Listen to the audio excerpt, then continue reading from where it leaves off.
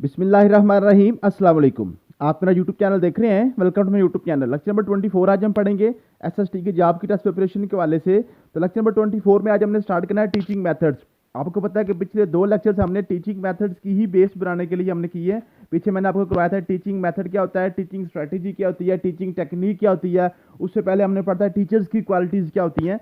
तो आज हमने पढ़ना चाहिए टीचिंग मेथड। ये आपका बेसिक टॉपिक है, यही आपका मेन टॉपिक है टीचिंग मेथड्स के हवाले से।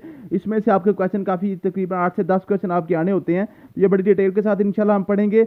और ये जो टॉपिक है हमारा टीचिंग मेथड्स का, यही हमने कंप्लीट करके उसके बाद हमने इंग्लिश को कंप्लीट करना है। इंग्लिश की वोकैबुलरी कुछ मैंने आपको सेंड की थी, कुछ रहती है वो आपको मैं फाइल सेंड कर दूंगा। उसके अलावा जो इंग्लिश ग्रामर जो है ना, उसके हमने 10 से 12 लेक्चर इंशाल्लाह ताला बड़े डिटेल के साथ करने हैं। तो इंग्लिश ग्रामर को करने के बाद फिर जो है ना आपके जो बाकी जो आपके जो टॉपिक्स बचते हैं पैडागोजी को, वो फिर हम बाद में करेंगे। तो ये टीचिंग मेथड्स हमारा इंशाल्लाह ताला कंप्लीट जैसे हो जाएगा तो पैडागोजी समझिए आपकी 70% कंप्लीट हो गई है।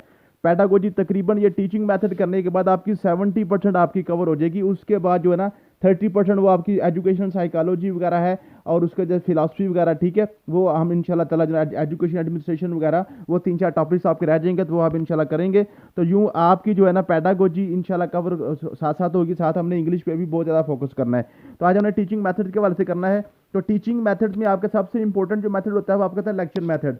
लेक्चर मेथड को आज हम पढ़ेंगे। उसके बाद आपको पता है केस मेथड, इसको हम केस स्टडी भी कहते हैं, केस स्टडी मेथड भी कहते हैं, या इसको केस मेथड भी पढ़ते हैं, ये भी करेंगे। उसके बाद आपके पास होता है डिस्कशन मेथड। फिर आपके पास है कोऑपरेटिव लर्निंग और कोलैबोरेटिव लर्निंग। इन दोनों में फ़र्क पूछता है, वो बड़ा इंपॉर्टेंट है। कोऑपरेटिव लर्निंग और कोलैबोरेटिव लर्निंग जो है इनमें फ़र्क काफ़ी दफ़ा पूछा जाता है, ठीक है। इनको हम डिटेल के साथ भी पढ़ेंगे। कोऑपरेटिव लर्निंग और कोलैबोरेटिव लर्निंग दोनों को हमने डिटेल के साथ भी पढ़ना है। उसके बाद आपके पास है इंटीग्रेटिंग टेक्नोलॉजी है, फिर आपके पास डिस्टेंस लर्निंग है, फिर आपके पास है क्वेश्चन आंसर मेथड यानी कि सुक्रातिक मेथड इसको हम कहते हैं। उसके बाद आपके पास है जी एक्सप्लेनेशन मेथड मीन के एक्सप्लेनिंग मेथड। उसके बाद आपके पास है जो है मॉडल रोल, मॉडलिंग मेथड भी इसको कहते हैं, ठीक है, ये हमने पढ़ना है। उसके बाद आपके पास है डिमोन्स्ट्रेशन मेथड होता है, फिर आपके पास ब्रेन स्टॉर्मिंग होता है।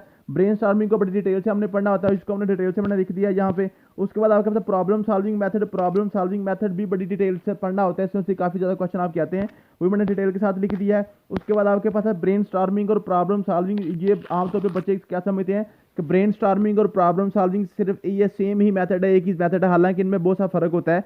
तो ब्रेन स्टॉर्मिंग और आपका जो प्रॉब्लम सॉल्विंग है, दोनों में जो फ़र्क होता है वो भी इंशाल्लाह ताला आपको कवर हो जाएगा, ये टेबल आप पढ़ेंगे तो, ठीक है। तो चलते हैं जी आज के लेक्चर की तरफ, ठीक है। तो सबसे पहले हमने बात करनी है लेक्चर मेथड में। तो यहाँ पे आपने 3 चीज़ें नोट करनी होती हैं किसी भी जो ना टीचिंग मेथड के वाले से। एक तो आपने फर्स्ट ऑफ ऑल इसका आपने करना होता है कि ये किस लेवल पे आपका जो ना अप्रोप्रिएट होता है, मीन के किस लेवल पे ये जो आपका जो मेथड है, फॉर एग्जांपल ये लेक्चर मेथड है, क्या ये लेक्चर मेथड आपका प्राइमरी क्लासेस के लिए यूजफुल होता है, ये एलिमेंट्री के लिए होता है, या हायर क्लासेस के लिए होता है, ठीक है। तो ये आपने देखना होता है कि कौन सा आपका जो मेथड है वो किस लेवल के लिए यूजफुल है, ये क्वेश्चन पूछता है। फिर वो क्वेश्चन ये पूछता है कि कौन सा जो आपका टीचिंग मेथड है वो टीचर सेंटर्ड है या स्टूडेंट सेंटर्ड है, ठीक है जी। टीचर सेंटर्ड और स्टूडेंट सेंटर्ड की भी बात मैं आपको डिटेल से आज बता दूंगा, ठीक है। उसके बाद फिर हमने देखना होता है कि जो आपके पास जो आपके मेथड होते हैं, इनमें आपके पास इनकी एडवांटेजेस क्या होते हैं और इनके डिसएडवांटेजेस क्या होते हैं। जो भी आपका मेथड लेक्चर कर रहे हैं, टीचिंग मेथड आप अडॉप्ट कर रहे हैं, उसके फायदे क्या होते हैं और नुकसान क्या होते हैं, ठीक है जी। उसके मेरिट्स और डीमेरिट्स के बारे से क्वेश्चन, ये 3 आपने बातें माइंडली आपने जो ना बेसिकली अपने माइंड में इसको रखना होता है। ये 3 बातों को ही फोकस करके आपने कोई भी टीचिंग मेथड आपने पढ़ना होता है, ठीक है जी।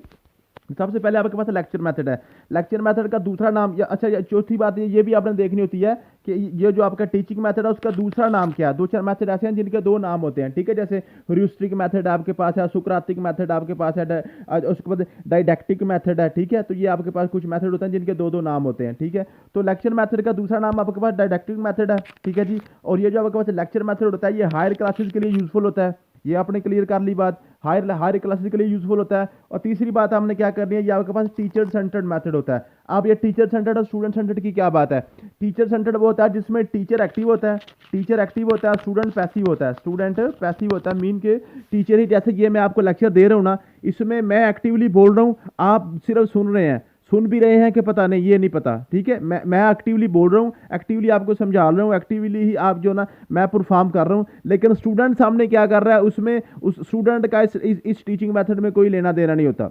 कुछ स्टूडेंट सुन रहा है, फिर भी ठीक है, अगर नहीं भी सुन रहा तो मेरे पास ऐसा कोई पैमाना नहीं होता कि मैं देखता हूँ कि ये जो बच्चा मेरी तरफ देख रहा है क्या इसको समझ, ये सुन भी रहा है कि नहीं, ठीक है। तो इसमें क्या होता है जी, ये टीचर सेंटर्ड मेथड होता है, ऐसा मेथड जिसमें टीचर जो है ना वो आपके पास इन्वॉल्व होता है, वो एक्टिव होता है, स्टूडेंट पैसिव होता है, आपका टीचर सेंटर्ड मेथड होता है। और आपने देखा होगा यूनिवर्सिटी क्लासेज में, कॉलेज क्लासेज वगैरह में जो आपके प्रोफेसर साहब होते हैं वो पढ़ा रहे होते हैं, या डॉक्टर साहब होते हैं वो पढ़ा रहे होते हैं। अब वो खुद ही सारा कुछ बोल रहे होते हैं व्हाइट बोर्ड पे या डाइस डाइस पे खड़े होके। उसमें जो स्टूडेंट्स को जैसे स्कूलों में पढ़ाया जाता है उंगली पकड़ के या हाथ लगा के या बुक से ऐसे नहीं पढ़ाया जाता, ठीक है।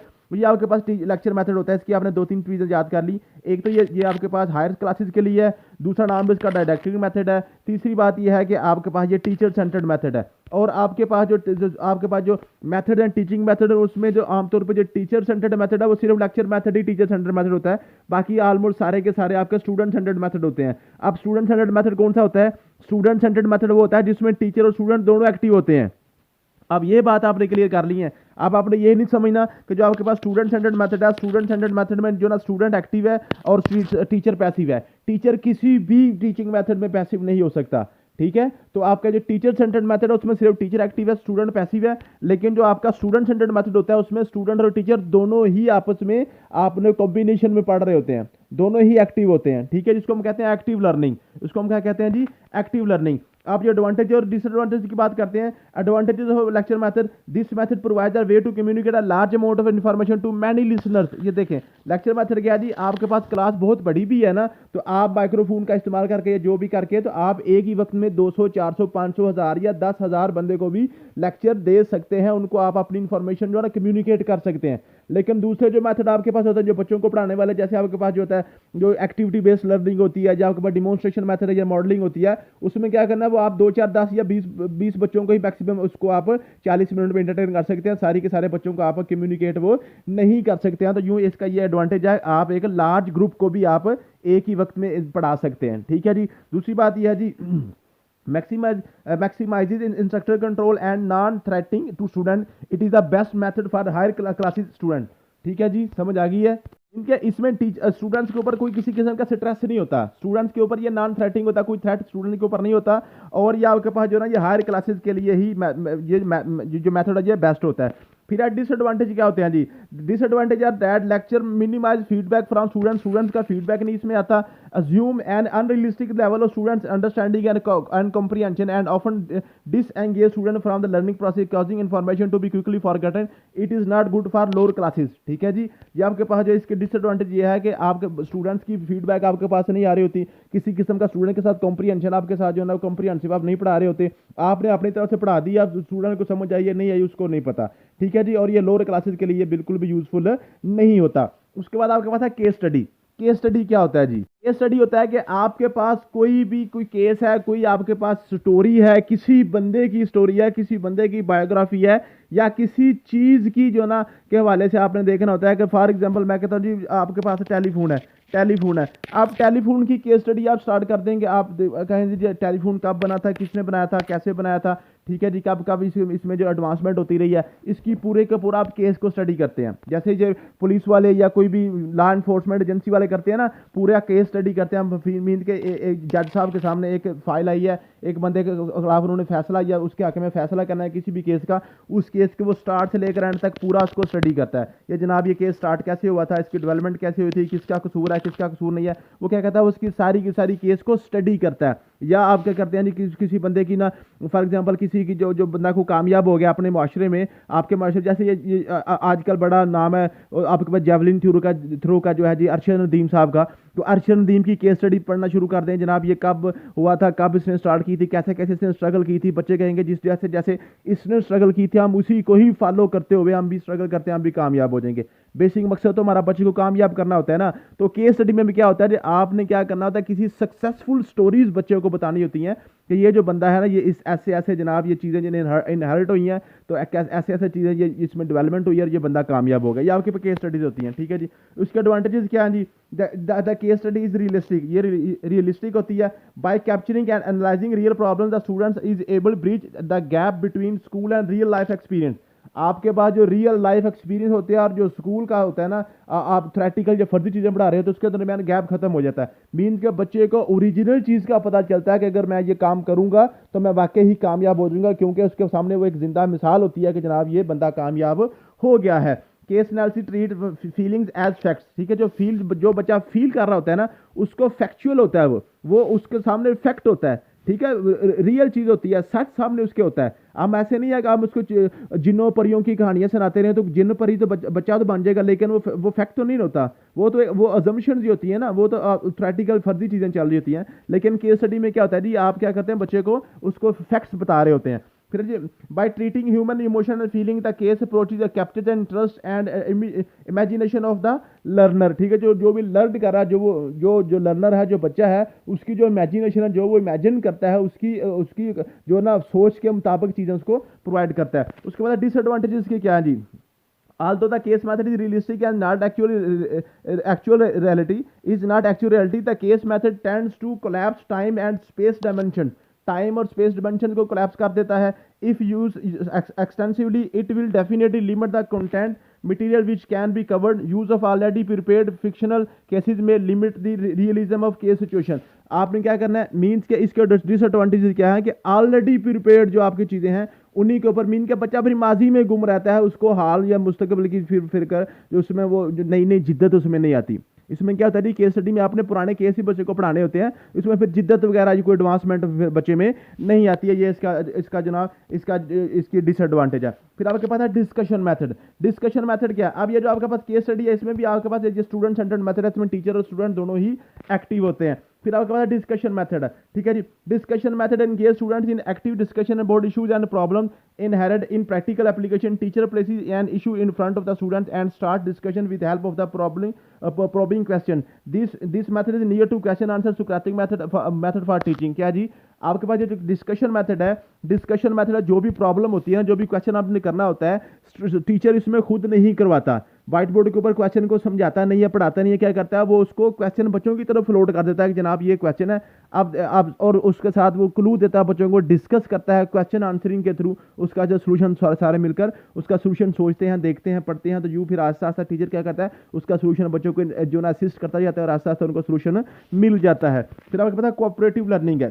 कोऑपरेटिव लर्निंग और कोलैबोरेटिव लर्निंग को हमने बड़ी डिटेल से भी पढ़ना है। कोऑपरेटिव लर्निंग क्या है जी, cooperative learning is a systematic pedagogical strategy that encourages small groups of students to work together for achievement of common goal। क्या जी, कोऑपरेटिव लर्निंग मीन कि आपने बच्चों को आपस में कोऑपरेट करना सिखा देंगे। 2-4 बच्चे जो है ना छोटे छोटे स्मॉल ग्रुप्स बना के तो क्या करें, बच्चों को आपके कहें जी, फॉर एग्जाम्पल आप क्लास में पढ़ा रहे हैं तो क्लास में 40 बच्चे हैं, तो 40 में आपके 10 बच्चे ब्रिलियंट होंगे, 10 बच्चे आपके जो ना मीडियाकर होंगे जो मिडिल लेवल के होते हैं, और 10 बच्चे आपके जो लोअर अचीवर भी होंगे। तो आप क्या करें, एक ग्रुप बनाएं 4 बच्चों का, इसमें एक आपके पास जो ना हाई अचीवर हो, टैलेंटेड हो, मीडियाकर हो, और एक आपके पास क्या हो जी, वो जो लोअर वाला भी हो। इनके 4 बच्चे मुख्तलिफ कैटेगरी के 4 बच्चे कर दें और चारों को कहें जी आप आपस में कॉपरेट करके एक दूसरे को पढ़ाएं। तो वो क्या करेंगे, इसको हम कहते हैं कोऑपरेटिव लर्निंग। उसमें ग्रुप छोटे होते हैं। फिर आपके पास है कोलैबोरेटिव लर्निंग। कोऑपरेटिव लर्निंग और कोलैबोरेटिव लर्निंग में फर्क यह है कि कोऑपरेटिव लर्निंग में छोटे छोटे ग्रुप्स टीचर ने बनाने होते हैं, लेकिन कोलैबोरेटिव लर्निंग में क्या होता है जी, पूरी कम्युनिटी बनाई जाती है, बहुत बड़ा ग्रुप होता है,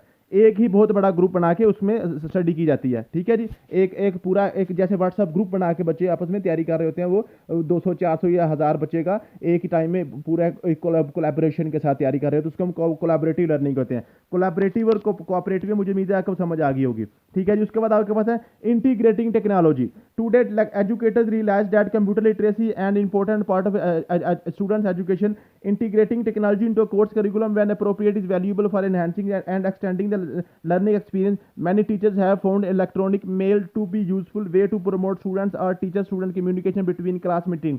क्या जी, आप जो आपकी जो टेक्नोलॉजी है, कंप्यूटर की टेक्नोलॉजी है, उसको आप उसकी मदद के साथ पढ़ा रहे होते हैं। जैसे ये मैं आपके सामने क्या कर रहा हूँ, यूट्यूब का इस्तेमाल कर रहा हूँ, साथ व्हाट्सएप का सहारा ले रहा हूँ, ठीक है, साथ इसमें माइक का सहारा ले रहा हूँ, साथ इंटरनेट का सहारा ले रहा हूँ। वो क्या रही सारी की सारी क्या जी आपके पास है इंटीग्रेटिंग टेक्नोलॉजी है, टेक्नोलॉजी की मदद से आप लोगों को पढ़ा रहे होते हैं। ठीक है जी, उसके बाद आपका डिस्टेंस लर्निंग। डिस्टेंस लर्निंग यह है कि आप टीचर आपका कहीं बैठा हुआ है, स्टूडेंट कहीं बैठे हुए हैं, आपस में जो ना डिस्टेंस से ही आप कम्युनिकेट कर रहे हैं, वो कॉल कर रहे हैं, या वो जनाब पहले क्या होता था ये मेल वगैरह, या पहले इसमें जो है ना आपके पास बाई पोस्ट या बाई डाक वगैरह, जैसे लामा कोल ओपन यूनिवर्सिटी के आप जो ना असाइनमेंट्स लिख के टीचर को पोस्ट कर देते थे, वो आपकी असाइनमेंट चेक करके आपको वापस भेज देता था। ठीक है, इस तरह से टीचर आप स्टूडेंट्स के पास नहीं होता, उसमें टीचर और स्टूडेंट के दरमियान डिस्टेंस होता है, उसको हम कहते हैं distance learning. Question answering method, question answering method क्या होता है जी, आपके पास टीचर ने क्या करना था, जो भी टॉपिक पढ़ाना होता है उसको क्या करता है, छोटे छोटे क्वेश्चन उसके जनरेट करता है और बच्चों को पूछा जाता है। ठीक है जी, वो क्या करता है जी, बच्चों को बिल्कुल आसान से मुश्किल की तरफ ये मूव करता है। ये क्वेश्चन यहाँ पूछा जाता है, इसका नाम सुकरातिक मेथड है।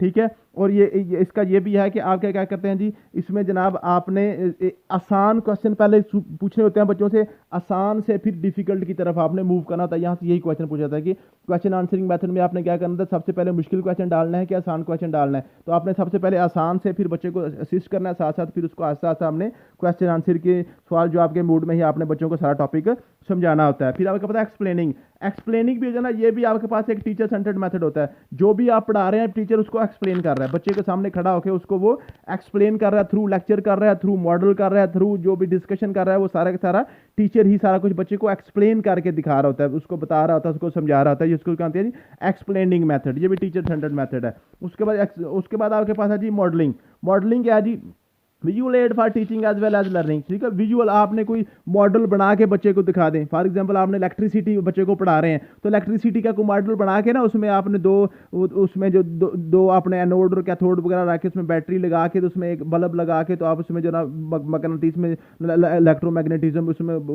पैदा करके तो आप उसको दिखा दें, थ्रू मॉडल आप समझाएं। ठीक है जी, प्रैक्टिकल वर्क होता है, इसको हम कहते हैं जी मॉडलिंग। ठीक है जी, ठीक है जी। उसके बाद आपके पास है जी डिमॉन्स्ट्रेशन मेथड। डिमॉन्स्ट्रेशन मेथड क्या है जी, with the help of demonstrative teaching method in education, students get an opportunity to explore the various aspects and understand the theory of the different perspectives. Demonstration is step by step explanation along their reasons and significance for the better understanding of the student. It enhances the student understanding by the practically helping the knowledge and sharpen their skills and hand. They become capable of identifying and organizing the subject matter in more efficient way. Practical experimentation is very good method used to demonstration the subject. ठीक है जी, अब आपने क्या करना है, ये modelling और demonstration में क्या फर्क है, ये थोड़ा सा फर्क समझ लेना है। मॉडलिंग में क्या होता है, मॉडलिंग में बच्चे मॉडल बना के ना, बच्चे उसमें कोई टैबलो वगैरह पेश करके भी उसमें कर सकते हैं। लेकिन जो डिमॉन्स्ट्रेशन मेथड है ना, डिमॉन्स्ट्रेशन मेथड में क्या करना होता है, आपने टीचर ने डिमॉन्स्ट्रेट करना होता है थ्रू प्रैक्टिकल। उसने प्रैक्टिकली बच्चे को फिजिकली काम करवाना होता है, बच्चों से काम करवाना होता है। ठीक है जी, तो बच्चों से काम करवा के ना कोई, तो उसको हम कहते हैं डिमॉन्स्ट्रेशन मेथड, उसको डिमॉन्स्ट्रेट करता है। ठीक है जी। उसके बाद आपका ब्रेन स्टॉर्मिंग। अब ये ब्रेन स्टॉर्मिंग और आपके पास है ना प्रॉब्लम सॉल्विंग, ये बड़े इंपॉर्टेंट है, दोनों को आपने डिटेल से पढ़ना है, इनसे क्वेश्चन काफी ज्यादा पूछे जाते हैं। अब ब्रेन स्टॉर्मिंग क्या जी, brainstorming is group creativity technique that was designated to generate large number of ideas for the students of a problem। क्या जी, ब्रेनस्टॉर्मिंग क्या है जी, आपने एक प्रॉब्लम बच्चों को दे दी, एक क्वेश्चन आपने बच्चों को दे दिया, अब आपने हर बच्चे को कहना है कि इसका सोल्यूशन सोचें। मीन्स के ब्रेनस्टॉर्मिंग आपने क्या करना है, आपने जैसे कि पानी खड़ा है ना, इसको समझाते हैं, ऐसे कि पानी खड़ा, तो पानी के अंदर आपने एक पत्थर फेंक दिया, तो इसमें क्या किया, इसमें इरताश पैदा कर दिया। आपका जो बच्चे का माइंड है एक जगह पे ठहरा हुआ है ना, उसके अंदर आपने क्या करना है, उसको आपने स्ट्रॉन्ग करना है, उसको थोड़ा सा आपने क्लिक करना है बच्चे को। ठीक है, और हर बच्चा अपने अपने तरीके से, अपने अपने अंदाज से, अपने अपने एंगल से उसका सोल्यूशन सोचेगा, और आपने एक ही प्रॉब्लम के मुख्तलिफ सोल्यूशन, मुख्तलिफ आइडियाज इकट्ठे करने होते हैं क्लास में, इसको हम कहते हैं ब्रेन स्टॉर्मिंग। ठीक है जी। आप ब्रेन स्टॉर्मिंग की रूल्स क्या जी, फोकस ऑन क्वांटिटी। क्वांटिटी का क्या मतलब है कि ज्यादा से ज्यादा अपने आइडियाज इकट्ठे करने होते हैं।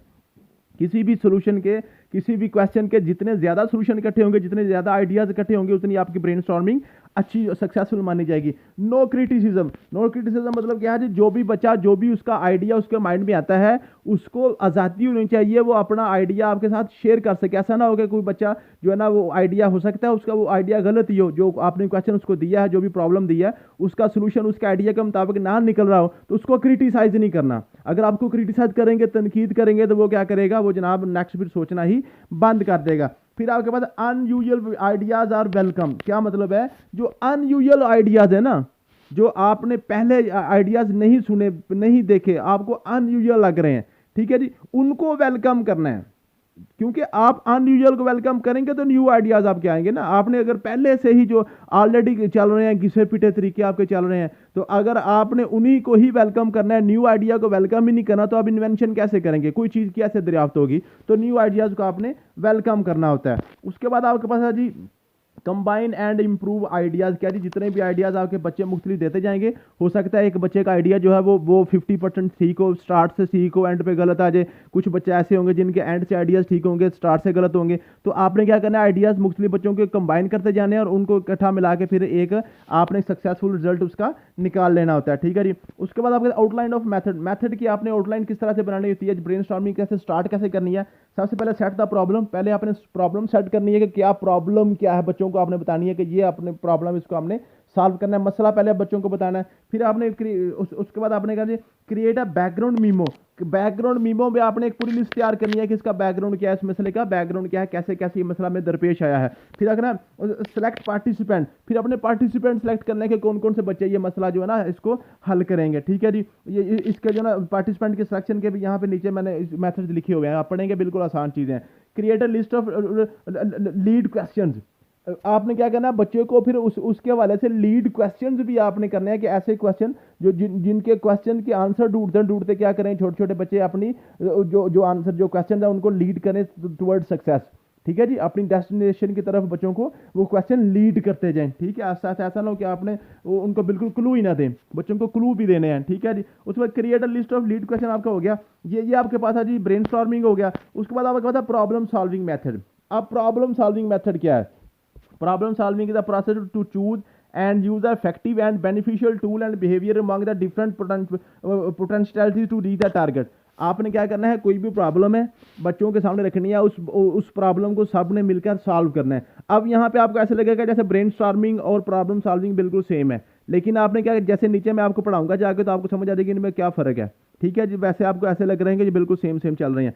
It contain scientific method, critical thinking, taking decision, examining and reflecting thinking. इसमें आपने क्या करना था, बिल्कुल साइंटिफिक वे में लेकर चलना होता है। आपको पता है साइंटिफिक वे में उसमें आपके पास होता है जी, उसमें आप सबसे पहले आपने ऑब्जर्वेशन करनी होती है, फिर आपने क्या करना, उसमें आपने कोई हाइपोथेसिस आपने करना होता है, फिर एक्सपेरिमेंट करना होता है, फिर वो लॉ बनता है। ठीक है जी। गौर, जायजा, मुशाहदा, तजर्बा, ये उसको उर्दू में कहते हैं। साइंटिफिक मेथड से आपने चलना होता है। This method is use to process to in the process of solving problem to generalize to make the synthesis. ठीक है जी। जो भी आपने ये जो प्रॉब्लम सॉल्विंग मेथड है, ये आपने कुछ सिंथेसिस को अपनी चीज़ों को करने के लिए आपने क्या करना है, कुछ जनरल रूल बनाने के लिए इसको हम यूज़ करते हैं। ठीक है जी। इसको यूनिवर्सल लॉ बनाने के लिए, इस तरह की आपने चीज़ें बनाने के लिए, क्रिएट करने के लिए इसको हम यूज़ करते हैं। अब स्टेप क्या है जी, choosing the topic and emergence of problem. जो भी आपने प्रॉब्लम करनी है उसका टॉपिक आपने चूज करना है, किसके हवाले से आपने अपने काम करना है। डेलिमिनेशन ऑफ द प्रॉब्लम, उसका planning of the application, preparing the working guide, providing the source, examining the problem, getting a conclusion, ये आपके पास है। ठीक है जी। उसके बाद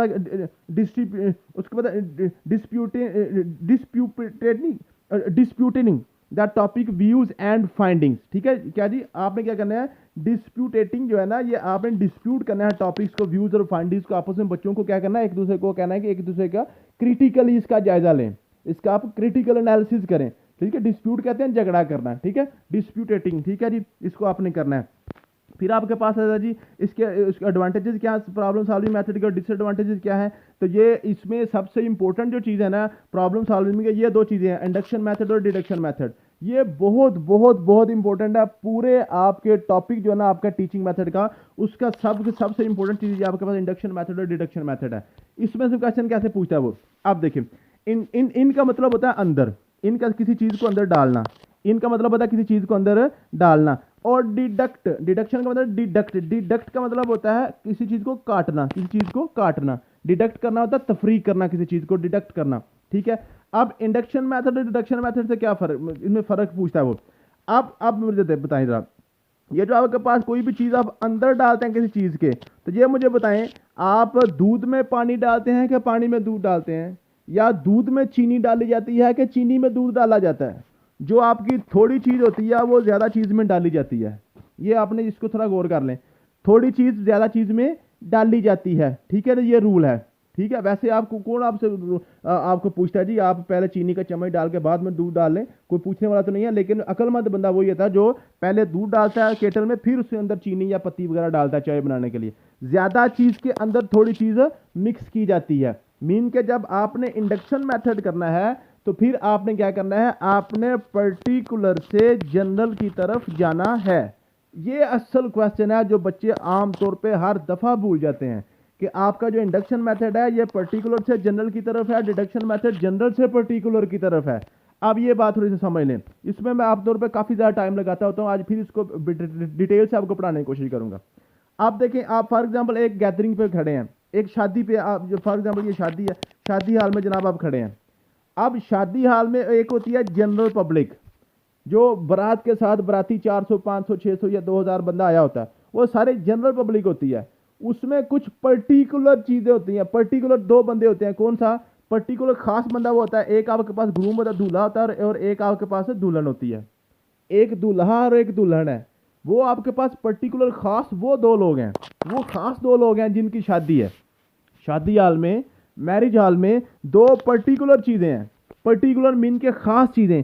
इस यहां से मतलब क्या हुआ, जो खास चीज होती है, जो पर्टिकुलर चीज होती है वो थोड़ी होती है, पर्टिकुलर चीज थोड़ी होती है। या किसी भी आप चले जाएं, किसी भी सेरेमनी पे जाएं, वहां पे जो आपका मेहमान खुसूसी होता है वो पर्टिकुलर एक खास बंदा होता है, या 2 4 10 बंदे होते हैं, बाकी सारी जनरल पब्लिक ज्यादा होती है। मीन का जो पर्टिकुलर चीज होती है वो आपकी थोड़ी होती है, जनरल चीज ज्यादा होती है। ठीक है, तो आपने इंडक्शन मेथड में क्या करना होता है, पर्टिकुलर चीज को इंडक्शन करना होता है जनरल चीज में। क्या मतलब है, एक पर्टिकुलर रूल को आपने अप्लाई करना होता है जनरल रूल के ऊपर। क्या मतलब है, इस फॉर एग्जांपल मैं कहता हूं जी मैंने अपने घर दूध में चीनी डाली थी तो दूध मीठा हो गया था। अब ये जो मेरा पर्टिकुलर रूल है, मैं जनरल रूल डाल देता हूं कि दुनिया में जब भी दूध में चीनी डालेंगे वो मीठा हो जाएगा। एक पूरा बड़ा कानून आपने बना दिया। ठीक है, न्यूटन ने क्या कहा था, न्यूटन ने कहा था, वो सेब के दरख्त के नीचे बैठा था, उसको सेब नीचे आके गिरा था, लगा था। उसने कहा था ये एक सेब नीचे गिर रहा है ना, इसका मतलब है दुनिया की कोई भी चीज जो है ना वो सारी की सारी जमीन की तरफ गिरती है, इसका मतलब है जमीन इनको कशिश करती है। एक छोटे से रूल को पूरी दुनिया के ऊपर उसने अप्लाई कर दिया। ठीक है जी, समझ आ गई है, क्लियर होगी बात। इसको हम ऐसे भी कहते हैं, जो आपके पकवान होते हैं ना, कुक होते हैं, खाना पकाने वाले, वो क्या कहते हैं, वो देग के अंदर से 2 4 दाने ही चखते हैं, 2 4 दाने चख के कह देते हैं ये 2 4 दाने जो है ये पक हुए हैं, या 2 4 पीस वो गोश्त के कहते हैं ये गल गया है, ये पक गया है, ये ठीक है, इसका मतलब है ये सारी की सारी देग ठीक है। आपने क्या किया, एक रूल, थोड़ा रूल जो था, 2 4 10 दानों का रूल जो था आपने पूरी देग के ऊपर अप्लाई कर दिया। इसको हम कहते हैं इंडक्शन मेथड। इंडक्ट करना, डालना, किसी चीज को किसी चीज के अंदर डालना, इसको हम कहते हैं इंडक्शन मेथड। तो ये अब मुझे उम्मीद है कि अब आपको ये चीज नहीं भूलेगी। इंडक्शन मेथड होता है पर्टिकुलर से जनरल की तरफ, पर्टिकुलर से जनरल की तरफ। अब डिडक्शन मेथड होता है जनरल से पर्टिकुलर की तरफ, जनरल से पर्टिकुलर की तरफ। जनरल से पर्टिकुलर कैसे होता है, फॉर एग्जाम्पल आप जनाब किसी भी बारात पे गए हैं तो आप कहते हैं जी जब भी जनाब सारी पूरे पाकिस्तान में जनाब जब भी शादी होती है, या आप यूं समझ लें कि पूरे पाकिस्तान में जब भी किसी भी स्कूल का एनुअल रिजल्ट डे होता है तो वहां पे क्या होता है जी, सारे बच्चों को सर्टिफिकेट्स तकसीम किए जाते हैं। तो ये चूंकि एक रूल है, इसका मतलब है जो हमारा अदारा है, जो हमारा स्कूल है, इसके अंदर भी यही काम होगा। जो जनरल रूल था पूरे पाकिस्तान का, पूरी सोसाइटी का, उसको आपने अपने क्लास के ऊपर उसको आपने अप्लाई कर दिया, आपने उसके ऊपर अप्लाई कर दिया। न्यूटन का कानून कहता है जनरल रूल है जनाब, जो भी चीज आप ऊपर से गिराएंगे वो नीचे जमीन की तरफ ही आएगी। इसका मतलब है अगर मैं छत पे खड़ा होकर अपना मोबाइल हाथ से छोड़ूंगा तो वो भी नीचे की तरफ जाएगा। मैंने जनरल रूल को अपने पर्टिकुलर रूल के ऊपर अप्लाई कर दिया। इसको हम कहते हैं डिडक्शन मेथड। मुझे उम्मीद है कि आप ये इंडक्शन मेथड डिडक्शन आपको नहीं भूलेंगे।